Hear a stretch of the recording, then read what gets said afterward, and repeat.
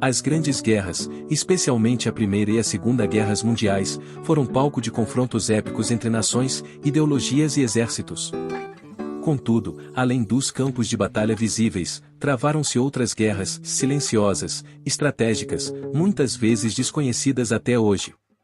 Este texto mergulha nos bastidores dessas guerras, revelando operações secretas, missões de inteligência e manobras políticas ocultas que moldaram o rumo da história.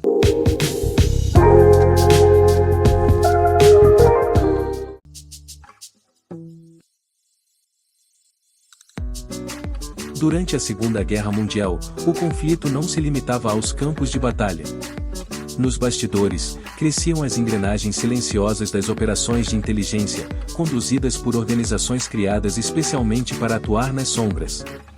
No Reino Unido, o MI6 e o SOE, Executivo de Operações Especiais, desempenharam um papel vital.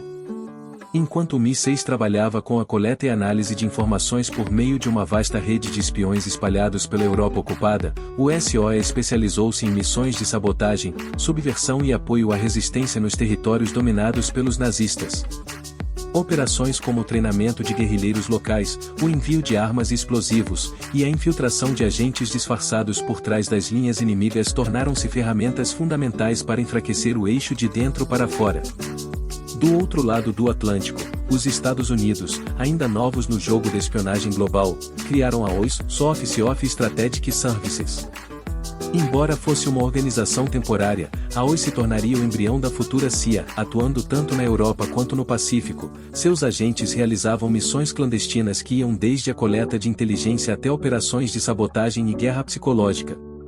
A OSS teve papel importante no apoio a grupos de resistência, na criação de redes de informantes e na produção de propaganda antinazista. Muitos dos seus métodos e operações seriam depois replicados e aprimorados durante a Guerra Fria, mas foi durante a Segunda Guerra que se estabeleceu a base do que viria a ser a espionagem moderna. Essas organizações, longe do olhar do público, moviam peças essenciais no tabuleiro da guerra. Seu trabalho, embora frequentemente envolto em sigilo e mistério, foi decisivo para o desenrolar de muitos eventos que hoje julgamos ter sido apenas fruto da força militar.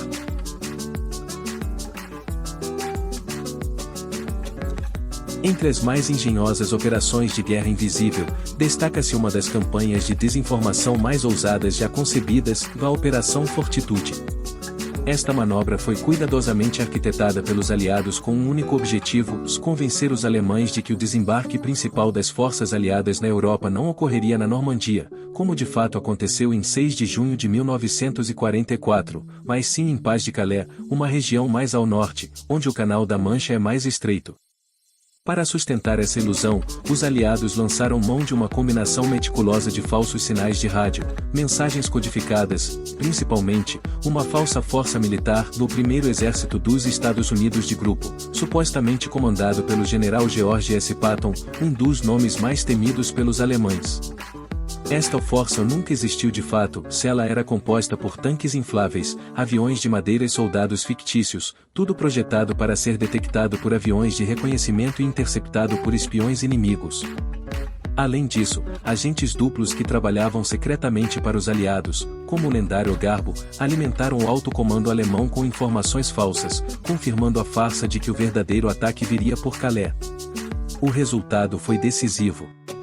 Hitler e seus generais mantiveram divisões importantes estacionadas longe da Normandia mesmo após o início dos desembarques do dia D, acreditando que aquela operação seria apenas uma distração inicial. Esse erro estratégico deu aos aliados o tempo e a vantagem necessários para estabelecer uma cabeça de ponte na França e iniciar a libertação da Europa Ocidental do controle nazista. A Operação Fortitude exemplifica como, em uma guerra, a verdade pode ser uma arma tão poderosa quanto uma bala.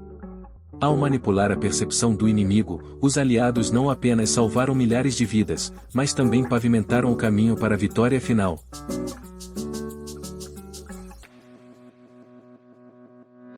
Ao final da Segunda Guerra Mundial, enquanto o mundo celebrava a derrota do regime nazista, uma nova corrida silenciosa começava, desta vez, não pelas trincheiras, mas pelos cérebros. Em meio ao caos do pós-guerra, os Estados Unidos deram início a uma operação altamente confidencial conhecida como Operação Paperclip. Seu objetivo era simples, embora moralmente controverso, recrutar cientistas alemães, muitos deles membros do Partido Nazista ou diretamente ligados ao esforço de guerra de Hitler, para trabalhar em solo americano. Entre os nomes mais emblemáticos estava o de Wernher von Braun, engenheiro brilhante e figura central no desenvolvimento dos foguetes V-2, as primeiras armas balísticas da história, que aterrorizavam Londres e outras cidades europeias nos anos finais da guerra. Apesar de seu envolvimento direto com o regime nazista e o uso de trabalho escravo nas fábricas subterrâneas onde seus foguetes eram produzidos, von Braun foi trazido aos Estados Unidos com outros membros de sua equipe, passando a colaborar com o exército norte-americano e, mais tarde, com a NASA. Foi sob sua liderança que os Estados Unidos desenvolveram os foguetes que levariam o homem à Lua durante a corrida espacial contra a União Soviética.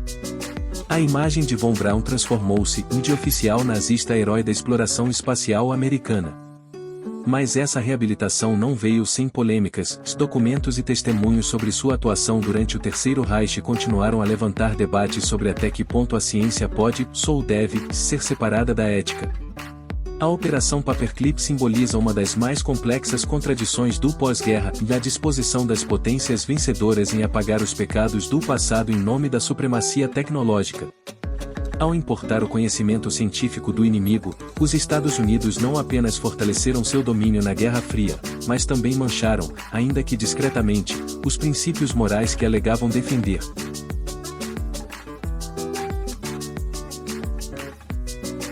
Entre os maiores heróis da espionagem que permaneceram nas sombras durante a Segunda Guerra Mundial, um nome se destaca não apenas pela sua coragem, mas pela forma como ele manipulou o jogo da guerra com informações cruciais, Richard Sorge. Um espião soviético, Sorge operou no Japão durante os anos de guerra, onde sua missão era colher informações vitais para o governo soviético, muitas vezes em condições extremamente arriscadas e em uma posição muito precária, dado o seu envolvimento com o regime inimigo.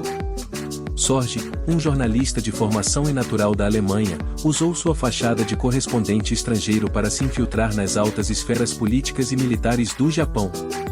Durante sua estada no país, conseguiu se aproximar de figuras-chave, incluindo oficiais do governo japonês e até membros da elite militar. Em 1941, quando o mundo estava à beira de grandes transformações, Sorge obteve uma das informações mais valiosas da Segunda Guerra Mundial. Ele soubera, através de suas fontes dentro do governo japonês, que o Japão não tinha intenção de atacar a União Soviética naquele momento, como muitos temiam.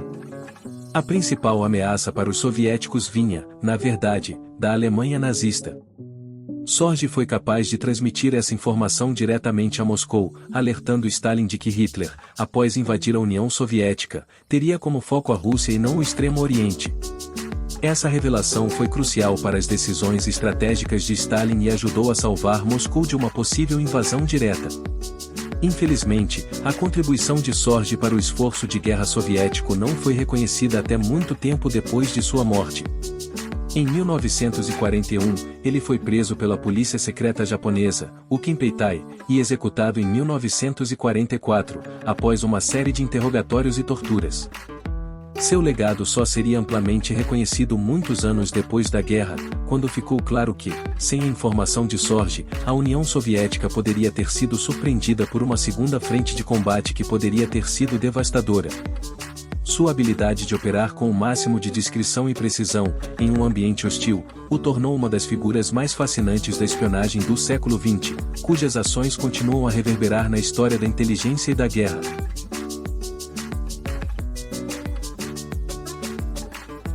Outro nome fascinante na galeria dos heróis anônimos da espionagem é o de Juan Pujol Garcia, mais conhecido pelo codinome Garbo. Natural da Catalunha, Pujol não era um homem com treinamento militar ou experiência em espionagem. De fato, ele começou sua jornada no mundo da espionagem por motivos pessoais e ideológicos. Sentindo-se profundamente antifascista, decidiu oferecer seus serviços à inteligência britânica, mesmo sem nunca ter sido recrutado oficialmente. Sua habilidade em manipular informações e enganar os alemães o tornaria um dos maiores agentes duplos da Segunda Guerra Mundial. Pujol se ofereceu aos britânicos como um espião disposto a trabalhar para eles contra o regime nazista. Mas, em um movimento audacioso e brilhante, ele também ofereceu seus serviços ao governo alemão, estabelecendo uma rede de agentes fictícios que, em verdade, eram apenas invenções suas. Sob o disfarce de um espião legítimo trabalhando para o Mi-5 britânico, ele começou a criar uma rede de informantes só para passar informações falsas aos alemães.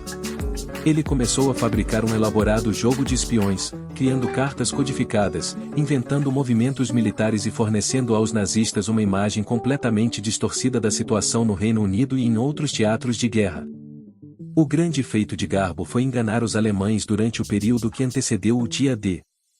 Ele fez com que acreditassem que o ataque aliado se daria não pela Normandia, mas através do Estreito de Paz de Calais, como parte de uma elaborada operação de desinformação que englobava, entre outras coisas, a Operação Fortitude.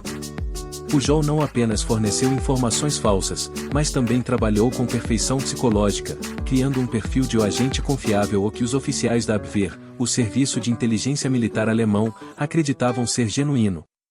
A genialidade de Garbo estava em sua capacidade de produzir relatórios de alta qualidade, frequentemente recheados de detalhes técnicos que convenceram os alemães de que ele estava, de fato, no terreno, observando os movimentos reais das forças aliadas.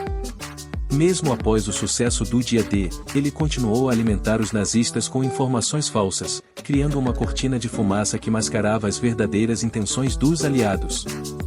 O impacto das suas ações foi enorme. Estima-se que Garbo tenha sido responsável por desviar aproximadamente 30 divisões alemãs para o local errado, prejudicando gravemente os esforços do eixo. Embora ele tenha sido crucial para o sucesso do desembarque na Normandia, Garbo nunca foi revelado ao público até muitos anos depois da guerra, e sua verdadeira importância só foi reconhecida por historiadores e especialistas. Ao contrário de muitos outros espiões, Garbo nunca foi capturado. Ele passou sua vida pós-guerra relativamente tranquila, embora sempre sob o peso da secreta importância de suas ações. Sua história é uma das mais brilhantes, mas também mais subestimadas, da espionagem na Segunda Guerra Mundial.